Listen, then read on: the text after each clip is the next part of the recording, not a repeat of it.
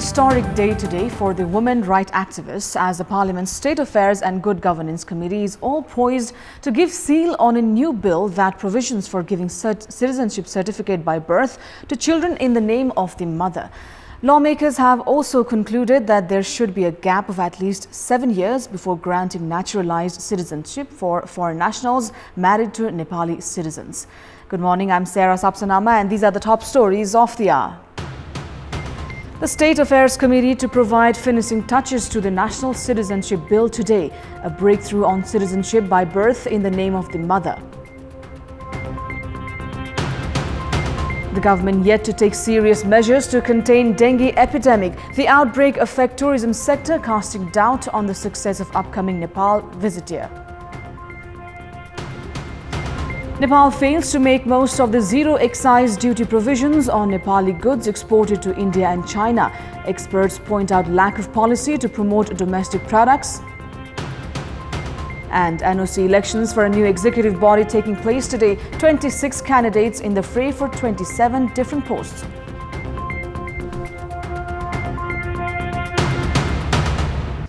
Let us begin with the national political updates.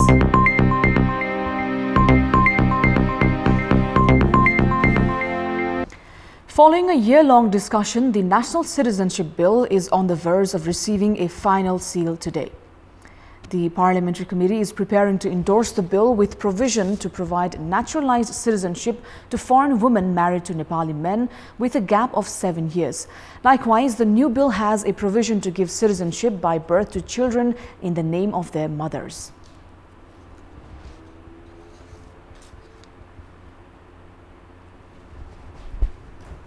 जसरी अरु मुलुकको जे प्रावधान छ त्यसैगरी हामीले पनि निम्नतम वर्ष अनि वैवाहिक अंगीकृतका सन्दर्भमा त्यो व्यवस्था गरे जानुपर्छ भन्ने हाम्रो छलफल छ।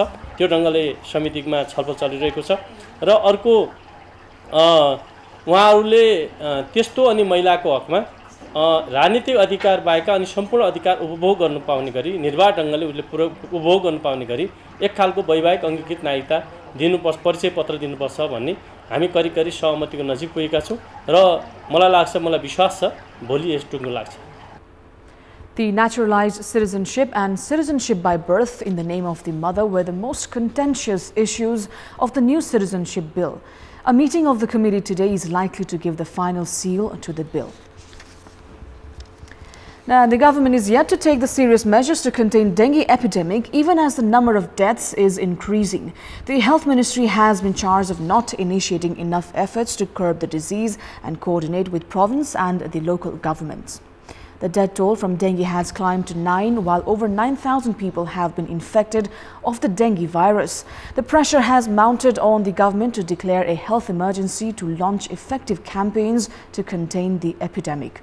On the contrary, a slack approach by the government has added to the terror among the public. To make matters worse, Health Minister Upendra Yadav recently publicly stated that controlling dengue did not fall under the ministry's jurisdiction. He even prioritized foreign trips and skipped a cabinet meeting yesterday that essentially discussed dengue epidemic. This has led to massive criticism from the lawmakers from the ruling government, as there have been calls for his immediate resignation. And moving on, with the failure to control dengue, its effect is being noticeable in tourism sector as well. The hotel booking earlier had gone down by 15%, while the dengue outbreak is further likely to dent the tourism sector.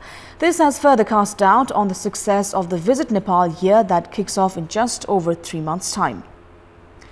England and Russia have already issued a public notice in the name of their citizens to exercise maximum efforts to keep themselves safe. Russia has issued a travel advisory for its citizens, warning them not to travel to Tarai region. The tourism entrepreneurs said that other tourists who wanted to visit Nepal are also caught between wait-and-watch scenario. At a time when the local tourism industry has been unable to meet the infrastructure demand, the dengue outbreak has added to the problems of tourism sector.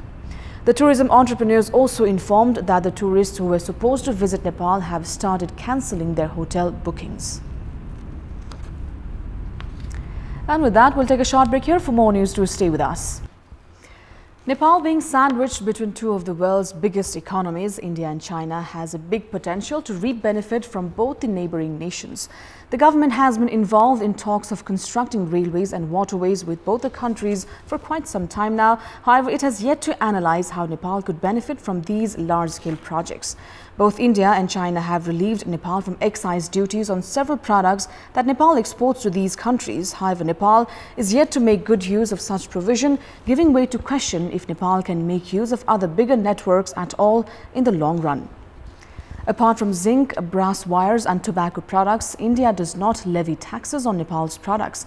Likewise, China has been taxing only around 8,030 products to encourage Nepal's export. This gives Nepal an opportunity to expand its market and raise revenue and generate employment opportunities as well. However, the Nepal government has not taken any initiatives to make use of the zero excise duty provision.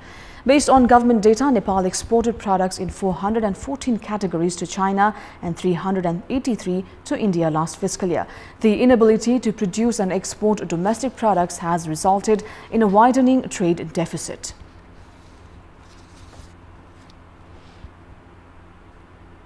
एक्सपोर्टलाई बढाउने भन्ने नि बढाउनु पर्छ भन्ने त्यो सोच अथवा त्यो प्रेसरै हामीहरूको पोलिसी मेकरलाई आएन अनि त्यसले गर्दाखेरि हामी अहिले भइरहेको प्रोडक्ट भनौं न त्यसलाई चाहिँ हामी एक्सपोर्ट बढाउने काम पनि हामी गरेनौं.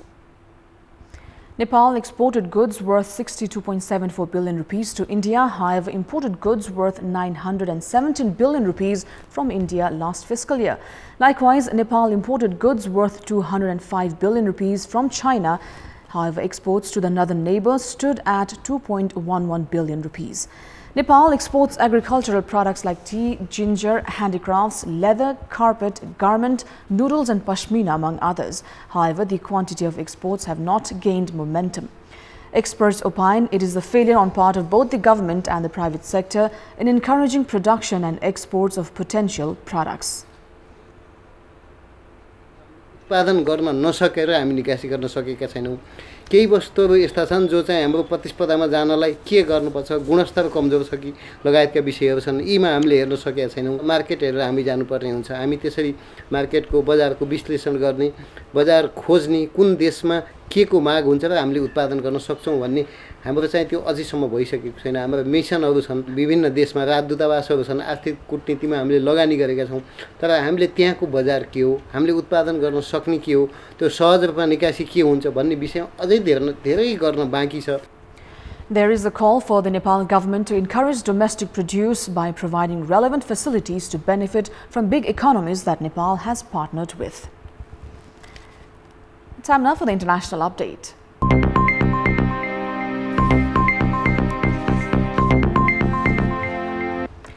Pakistani Prime Minister Imran Khan yesterday held a rally in Muzaffarabad to show solidarity with residents of occupied Kashmir who have been under a lockdown for more than 40 days after India moved to annex the territory.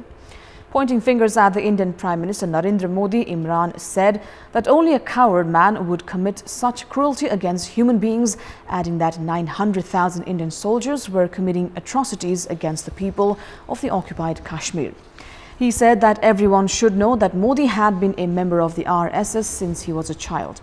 It was a Hindu extremist group and they hated Muslims, Christians and all minorities. And with that, we have more news coming up, but right now it's time for yet another short break. In our Public Voice segment, yesterday we had asked the local residents of Salyan why haven't the three levels of governments working effectively. Let's take a look at what they had to say. Public Voice. कानुन बनाउने कुरा, ऐन बनाउने कुरा, विधि प्रक्रियामा लैजाने कुरा, कर्मचारी समायोजनको कुरा लगायत यो विभिन्न कारणले गर्दाखेरि एक हिसाबले संक्रमणकालीन अवस्था रह्यो यो बीचमा. त्यसकारणले गर्दाखेरि संघ स्थानीय तह र प्रदेश सरकारको विकास निर्माणको कुरा अलिकति अलमल परेको हो कि भन्ने आभास भइराखेको छ. स्थानीय सरकारले प्रदेश सरकारको उसमा चाहिँ निर्भरमा रहने र प्रदेश सरकार चाहिँ केन्द्रको सरकारको उसमा चाहिँ रोको हुनाले चाहिँ अलिकति विकासमा अलमलिएको जस्तो मलाई अनुभूति हुन्छ. केन्द्र त्यसपछि प्रदेश पछाडी चाहिँ स्थानीय सरकार बीचको समन्वय चाहिँ त्यति राम्रो चाहिँ प्राय स्थानीय सरकारहरुसँग यहाँ देखिदैन.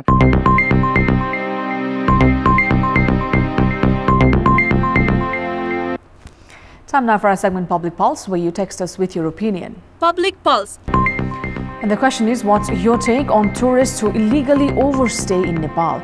Your options are A, send them to respective countries, B, take legal action, and C, monitor arrival.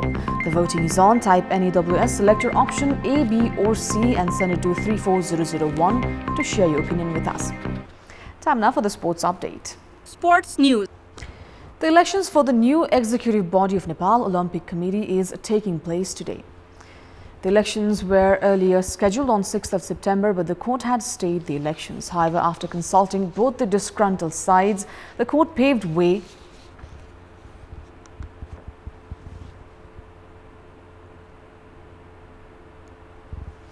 Interestingly, of the 27 voters in the NOC, 26 are candidates for the different available posts. The incumbent president, Jivan Ram Shrestha, and former vice president, Umesh Lal Shrestha, are contesting for the top post.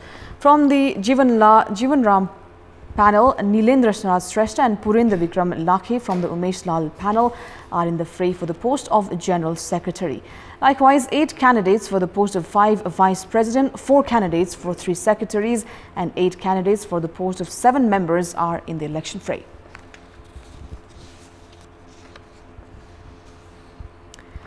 Nepal's cricket has remained suspended for the past 3.5 years. The cricket fraternity has hoped that things would take a better course with the upcoming election of the Cricket Association of Nepal. However, National Sports Council has said that the elections would not be valid to add to the confusions. The CAN had faced suspension from ICC after NSC interfered with the CAN Executive Committee, calling it invalid in 2016. The NSC had formed an ad hoc committee led by Ramesh Silwal, who is the present member secretary of the council. With 2 parallel executive committees, ICC had stepped into action by suspending CAN. With lingering disputes, election of CAN executive body was scheduled for 20 and 21st of September. In the meantime, 6 meetings were held with ICC executives as well. The CAN statute, which had drawn all the controversy, was also amended to end the dispute. This followed ICC making an independent committee to hold election 3 levels to bring Nepalese cricket under track. However, with the elections at the centre now round the corner, NSC has surprisingly called the elections invalid. The ongoing controversy is likely to further dent the Nepalese cricket. Time now for our special segment, Media Watch.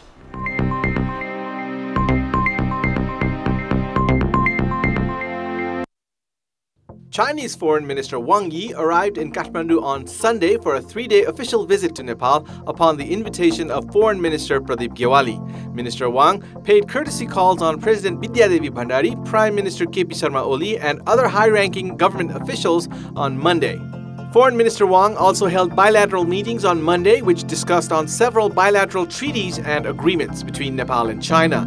In majority of the meetings, Minister Wang expressed interest on Nepal's commitment towards achieving economic development goals, strengthening its political environment and national security. Chinese Foreign Minister Wang also met co-chairman of the ruling Nepal Communist Party Pushpakamal Dahal and President of Nepali Congress Sherbahadur Deuba Tuesday morning before heading back to China later that afternoon. The visit was considered as a building ground for Chinese President Xi Jinping's possible visit to Nepal.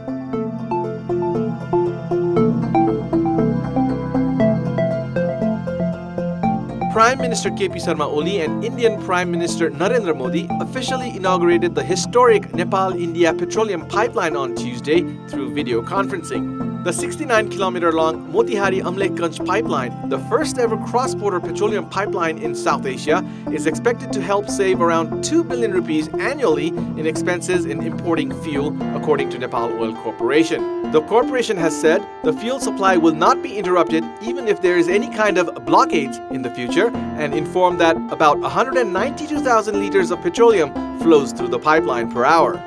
The 69-kilometer-long pipeline extends from the Indian state of Bihar's Motihari to Amlekganj in the eastern district of Bara in Nepal. The pipeline has been constructed with Indian investment. This is Abhyuday Shrestha for Kantipur News Desk.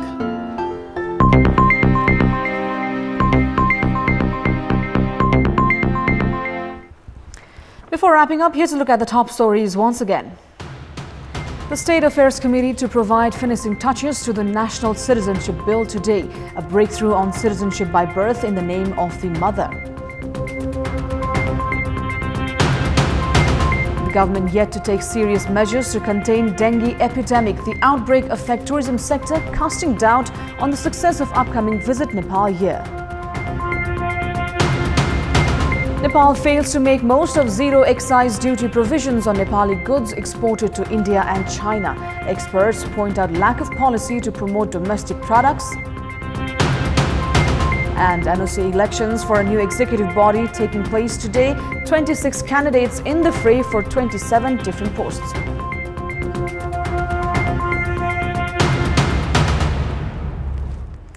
And that's all for the moment. Keep watching Kantipur TV HD for more news and entertainment. Have a great day ahead.